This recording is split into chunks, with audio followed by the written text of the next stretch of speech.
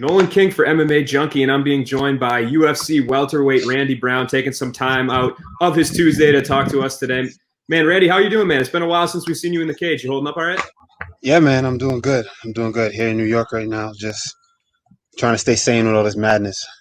Yeah, and let's just dive right into that. Something I wanted to touch with you about, and I saw when you're not playing video games, you were out with the Black Lives Matter protests in Brooklyn. Talk to me hmm about that experience a little bit. What was that like for you, partaking in something like that? it was cool. I just felt like it was very important. Something that I had to do. Being a black man. I was raised in Jamaica, but living in America. Some of those issues kind of they hit right at home with me. So I just felt like it was important that I went out there. I have a little bit of a platform, so I decided maybe it'd be good for me to be out there and and let my voice be heard. And for somebody that didn't go to one of the protests, I watched plenty of them on TV. If there wasn't the pandemic going on, I might have joined one myself. But for somebody that wasn't there, what was the environment like? Was it mostly peaceful? You see a lot of different stuff in the media. I just wanted to get your take from somebody who's actually there. Me personally, when I was there, it was very peaceful. It wasn't. I didn't see any riots or anything like that. I mean, things got heated a little bit, especially in New York with the police.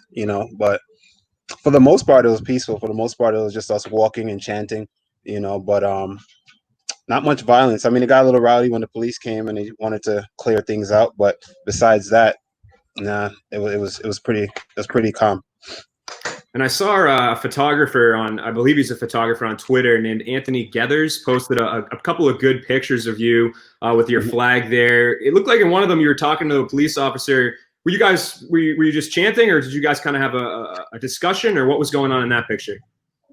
Me and him was just having a conversation because people are angry, people are upset, and it's like a high emotional environment. People are emotional, so there was a guy, an officer. They came together, and the guy was like, he was very emotional and he was yelling things, and the officer, he got emotional too.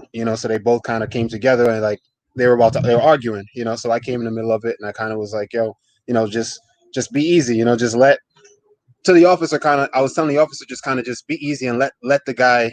People are upset, so just let him get it off his chest. See, I know he's not talking to you in particular, so you don't have to take it personal.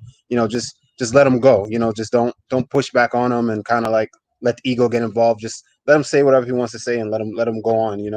And the officer, he was like, yeah, I understand. I kind of approached it wrong, and he was cool about it, and everything was good after. But that's all that was. For sure. And I guess, what is the biggest takeaway? You talked about your platform, being a professional athlete. Obviously, people look up to you. What do you think the biggest takeaways are that you would want people to take out of the experience, whether they, go to these protests or they see them on TV, or just the public discussions that are going on now that have never been had? What do you think the important things are, for people to know? I know that's a big question. There's probably a lot of different answers you could give. Yeah, there's not only one way I can answer that, but the biggest takeaway is that we just need reform, man. We need reform, and I think that we need to be honest and have an honest conversation about equality and the things that are going on in, like, just the black community. I'm no politician. I'm no civil rights leader or anything like that. I'm just a fighter, and my opinion is minuscule. In comparison to all the things that all the solutions that could be said, but I just think that what we should take away is equality. You know what I mean? We're all one. Everybody can just we should all just be together. You know what I mean? I feel like we should have the honest conversation of what it is. Stop trying to avoid it, and take a honest look in the mirror, and let's talk to the police about what the issue is and fix it. I don't have the exact answer of how we can fix it, but I think we can all come together and figure something out.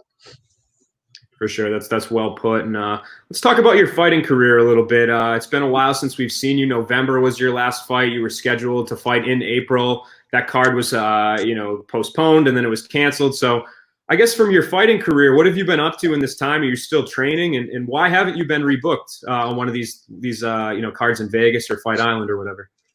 I don't know. I don't know. I know we were supposed to fight Bilal Muhammad. I mean, not Bilal Muhammad. Luque Vicente, Vicente. yeah. Yeah, and obviously with the pandemic and all the things that were going on, that fell through.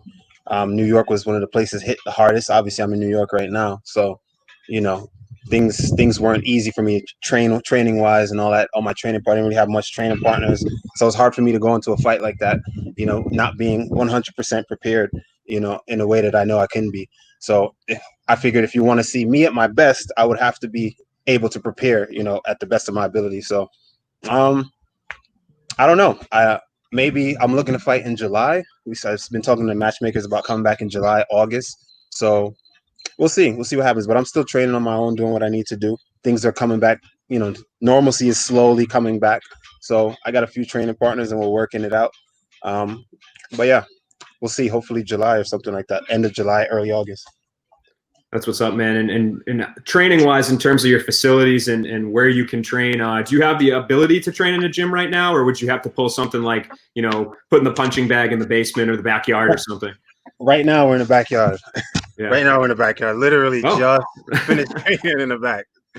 So we got the bag, the mats, so we're working. We got the Aerodyne right there, so we're working. We're working right now. I'm doing what I can do, so I have access to a gym here and there, but not all the time.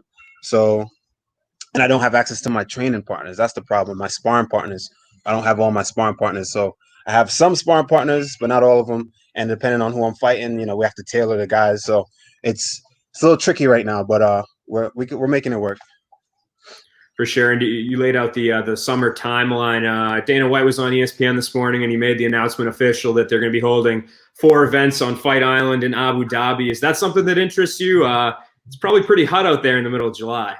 It's all good. I don't mind it. Bro, I'm a yardie, and I'm a Jamaican boy. A Jamaican will come from. So, yo, the heat don't bother me at all, brother. The heat, I'm good with the heat. Might be an advantage. Absolutely. There you go. That's funny. Anybody that you want to face next? Luque's coming off a win over Nico Price. Is that a matchup that still interests you, or are you kind of looking in a different direction? Absolutely. Absolutely. I think that would be a good matchup for me. But the thing is, with that, I know Luque is looking to fight up right now. So I don't know if he wants to take the step back per se. I know a lot of guys are kind of iffy on that, since he wants to fight someone in the top 10, he's saying. So it doesn't matter. It doesn't matter. I mean, I'll fight him. Honestly, I would love a fight with Anthony Pettis if that's not too far-fetched or too far gone, but I know he was ranked 15, I believe. So, hey, I'm right outside the top 15, and I want to break in. So I'm down to fight anybody in the top 15 right now. And I think Anthony Pettis is a good matchup for me. I don't know how many people want to see it. I don't know. How do you feel? Do you want to see that? I would watch that fight. Yeah, absolutely. Coming off the Cowboy fight, why not? Yeah, man. I think that'll be cool. So we'll see. We'll see what happens. But there's a lot of guys out there I want to fight, but that's one of them. Awesome, man. Well, whoever it is that you fight next, I wish you the best of luck and appreciate you taking the time out, Randy. I know you're busy, so get back to the backyard punching bag, man. All right. Thank you, brother.